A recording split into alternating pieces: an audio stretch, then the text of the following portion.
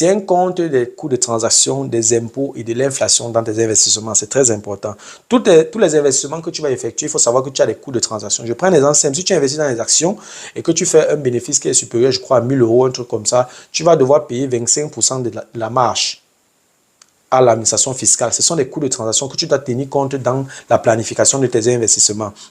Il y a par exemple les impôts, c'est ça qu'on appelle généralement les impôts sur les plus-values, qu'on appelle en allemand Kapitalertragssteuer. C'est très important. Il y a également l'inflation. Un investisseur doit comprendre la notion d'inflation. C'est très important. C'est pour ça que je passe toujours mon temps à toujours parler de l'inflation. Je ne sais pas si je peux faire 5 vidéos sans parler de l'inflation. L'inflation, avec l'inflation, l'argent perd de la valeur. Donc tu dois comprendre ça. Et c'est pour ça que tu dois beaucoup travailler avec les dettes. Parce que quand tu travailles avec les dettes, l'inflation détruit ta dette. Et avec l'inflation, l'inflation te permet également, si tu investis dans l'immobilier par exemple, avec l'inflation, ton bien prend de la valeur à cause de l'inflation. Tu augmentes le loyer.